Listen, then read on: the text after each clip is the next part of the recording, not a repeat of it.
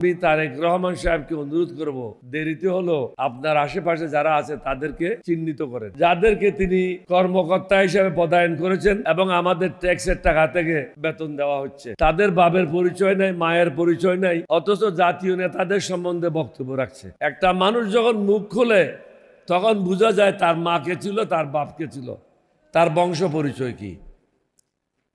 কিছু মোসাদের এজেন্ট, কিছু রয়ের এজেন্ট এখন বিরোধী দলীয় নেতাদের সম্বন্ধে বক্তব্য রাখছে।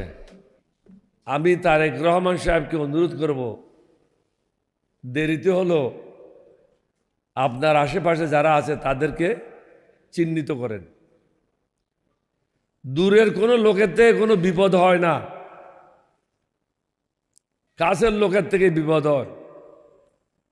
আমি যখন আপনার পিতাকে বলেছিলাম যে আপনার বিরুদ্ধে ষড়যন্ত্র হয়েছে, আপনার পিতাকে হত্যা করবে, এটাতে কে সাহায্য করেছিল?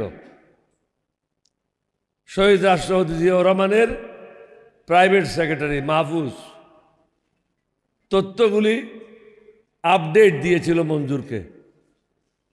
আপনার সাথে এখন কিছু লোক ঢুকে গেছে যারা মোসাদের সাথে কাজ করেছে, রয়ের সাথে কাজ করেছে। এরা আপনার লোক না।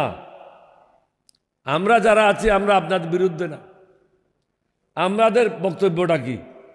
আমাদের বক্তব্য হলো, বিগত 50 বছর যাবৎ জনগণ প্রতারিত হয়েছে, ন্যায় বিচার পায় নাই, সুশাসন প্রতিষ্ঠা হয় নাই, আমাদের বয়সও শেষ। আমরা আপনার কাছে কোনো পদের জন্য লালায়িত না, আমরা আল্লাহর উপর বিশ্বাস করি। আপনি মেহরবানি করে জনগণের সাথে যে ওয়াদা করেছেন সংস্কার করবেন, এই সংস্কারগুলি করেন। কারণ আপনি মনে করেন না আপনি সর্বশেষ প্রধানমন্ত্রী, আপনাকেও অন্য পদে আসতে হবে একদিন না একদিন। কেউ একই জায়গায় চিরদিনের জন্য থাকে না, তখন আপনার অবস্থাটা কি হবে? সুতরাং সব কিছু বিবেচনায় নিয়ে আমি বারবার বলেছি, শুধু একটাই আপনার আপত্তি থাকতে পারে, যেটা আপনি প্রধানমন্ত্রী হিসাবে দলের প্রধান থাকতে পারবেন না। এটা ছাড়া বাকি কোনো জায়গায় আপনার আপত্তি থাকার কথা না। আমরা বারবার আপনাকে কেন বলছি?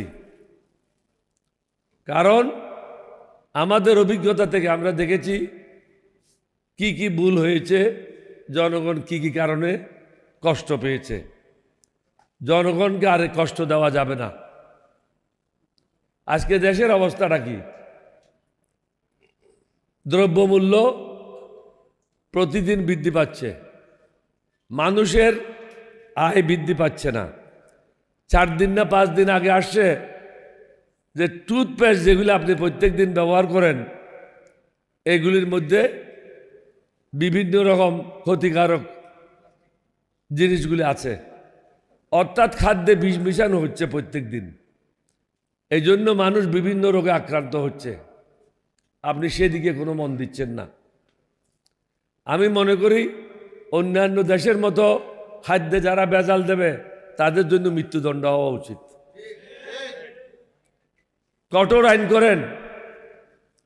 আমি আগেও বলেছি, শহীদ রাষ্ট্রপতি জিয়াউর রহমান স্বাধীনতা ঘোষণার করার কারণে বাংলাদেশে সকলের কাছে পরিচিতি লাভ করেছিল এবং প্রসিদ্ধ হয়েছিল। আপনার মাতাও সংসদীয় গণতন্ত্র প্রবর্তন করার জন্য জনগণের কাছে সমাদৃত হয়েছিল, সম্মানিত হয়েছিল। আপনি মোসাদের রয়ের কথা না শুনে জনগণের যে সমস্যাগুলি আছে, আমরা যে সংস্কারগুলির কথা বলছি, এই সংস্কারগুলি মেহরবানি করে করেন। তাহলে আপনি দেখবেন নিরাপদে আপনি আপনার কাজগুলি করতে পারবেন। এখন আমি কয়েকবারই বলেছি, চারিদিকে শত্রু রেখে আপনি দেশ শাসন করতে পারবেন না। আপনি কিন্তু এখন চারিদিকে আপনার শত্রু দ্বারা বেষ্টিত, এটার থেকে বাইরে হওয়ার চেষ্টা করেন। আমরা আশা করব আপনার শুভ বুদ্ধি উদয় হবে, দেশটা সঠিক পথে যাবে। আর যারা ফেসবুকে লেগে তাদেরকে অনুরোধ করব, এই জাতিটাকে আর কলঙ্কিত করেন না। আপনারা যে মানুষের মা বাপকে গালাগালি করেন, খারাপ ভাষায় বক্তব্য রাখেন, এটা কোনো মানুষের কাছ থেকে আশা করা যায় না। আপনি সমালোচনা করেন, সে সমালোচনা হবে গঠনমূলক, কিন্তু একটা লেভেল হইতে হবে। লেভেলটা হলো যে আপনার সমকক্ষ কিনা, যার সম্বন্ধে কথা বলছেন সে আপনার সমকক্ষ কিনা। কিন্তু এখন কোনো বাছ বিচার নাই। ইদানিং দেখছি প্রধানমন্ত্রীকেও গালি দিচ্ছে, আগে ছিল না। গত এক সপ্তাহ যাবৎ প্রধানমন্ত্রীকে গালি দিচ্ছে, মন্ত্রীদেরকে দিচ্ছেই। লেবার পার্টির একজন নেতা এখানে বলে গেছে, এটা আমি শুদ্ধ করে দিচ্ছি।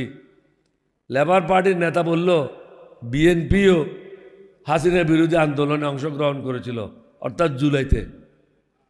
আমি এখানে এটা শুদ্ধ করে দিতে চাই, বিএনপির মহাসচিব বলেছিল জুলাই আন্দোলনের সাথে আমাদের কোনো সম্পর্ক নেই।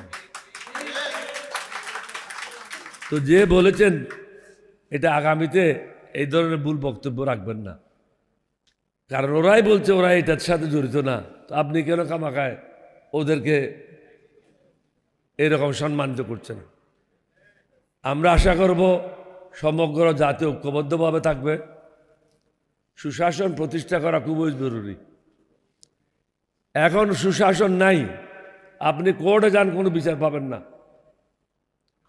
আমার ছেলে একটা মোকদ্দমা করেছে নির্বাচনের জন্য, রিকাউন্টিং।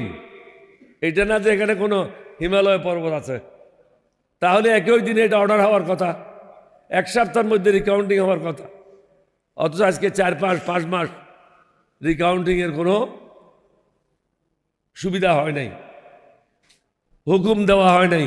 অর্থাৎ জাস্টিস ডিলেড, জাস্টিস ডিনাইড। আপনি সুশাসন প্রতিষ্ঠা করতে চান, ন্যায় বিচার পাবেন না।